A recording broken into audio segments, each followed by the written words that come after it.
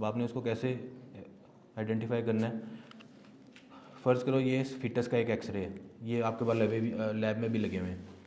तो इसमें आपने अगर वो एक्सरे देख के आपने एज एस्टिमेशन करनी है तो आपको लैंडमार्क एरियाज आपको पता है कि आपने हील बोन देखनी है और नी जॉइंट देखना है। तो उस पर आपको देखना है आपको कोई ऑसिफिकेशन सेंटर आपको कोई नज़र आ रहा है कि नहीं आ रहा।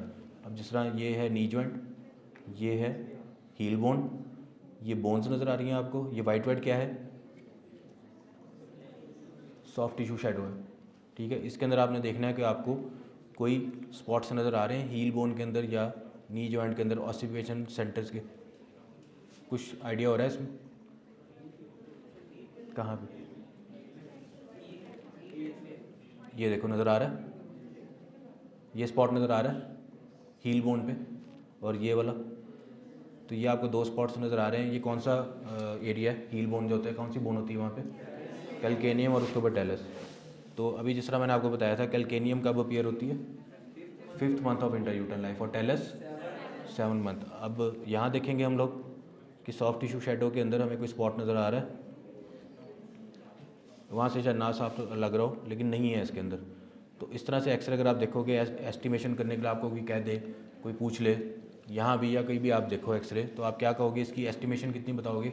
As based on this heel bone calcaneum and talus ossification centres. तो इसकी अप्रॉक्सीमेट एज है 7 मंथ से लेके 9 मंथ के, 9 से नीचे और 7 to 9 के दरमियान रेंज बतानी है हमें हमेशा आपने। 7 मंथ का मतलब है कि विद प्रॉपर न्यूट्रिशन सपोर्ट और ये सारी चीज़ें नर्सरी में रख के हम सर्वाइव करवा सकते थे। वो क्या अबॉर्शन हुआ, क्यों हुआ, वो एक सेपरेट केस है। हम लोग इस वक्त एज पे सिर्फ बहस कर रहे हैं, ठीक है। कि आप ये देख के एज का बता सकते हो कि कितनी एज है। फीमर का लोअर एंड जो है वो वाहिद सेकेंडरी ऑसिफिकेशन सेंटर है जो इंट्रा यूट्राइन लाइफ में डेवलप हो जाता है। अभी मैं दिखाता हूँ क्या कहते हैं उसको। ये देखो, ये क्लियर है ज़रा।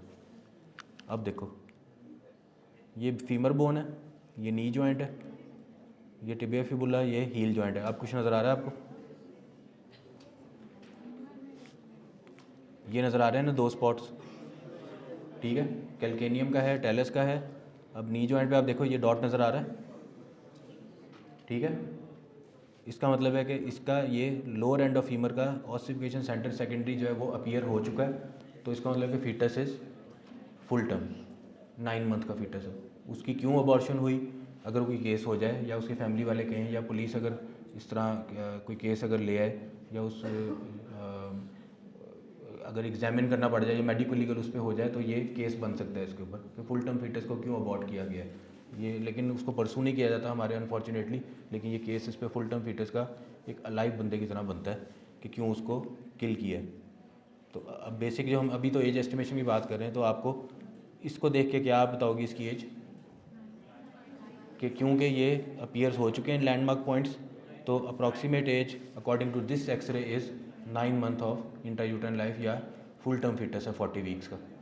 बस आपको ये आइडिया होना चाहिए, इसमें समझ आ गया। कैल्केनियम और टेलस का है लेकिन फीमर का नहीं है। तो 7 से 9 के दरमियान हम एज रेंज बताएंगे इसकी।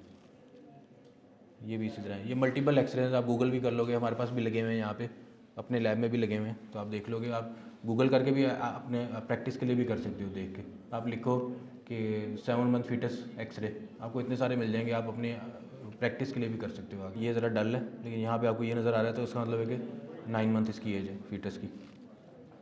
अच्छा, इसमें होता क्या है, ये वाइवा के लिए या एग्ज़ाम के लिए आपको ये पूछ लेंगे कि अगर ये आपको नज़र आ रहा है तो फुल टर्म फीटस है। अच्छा चलो, फुल टर्म फीटस अबॉर्शन से रिलेटेड कोई क्वेश्चन आ जाएगा, अबॉर्शन से रिलेटेड कोई वाइवा हो जाएगा, या SCQ है तो अबॉर्शन से रिलेटेड हो सकता है, कोई पर्सनल आइडेंटिटी से रिलेटेड हो सकता है, कॉम्प्लिकेशन ऑफ अबॉर्शन क्या है, या उसकी कॉजेज़ क्या हैं, कैसे प्रोक्योर किया जाता है। तो इससे रिलेटेड इस तरह से क्वेश्चन आ सकते हैं, ठीक है। यहाँ तक समझ आ गया कि एज एस्टिमेशन क्या होती है, फिर एज ग्रुप्स क्या होते हैं, फिर फीटस के अंदर लैंडमार्क्स एजेस ग्रुप्स क्या हैं जो आप देख के आइडेंटिफाई कर सकते हो उसकी एज कितनी है, ठीक है। समझ आया यहाँ तक? तो टाइम भी हो गया। नेक्स्ट मैं आपको कराऊंगा नेक्स्ट लेक्चर में कि रिस्ट और बाकी एरियाज़ में आपने किस तरह देख के आइडेंटिफाई करनी है एज। चलो, थैंक यू।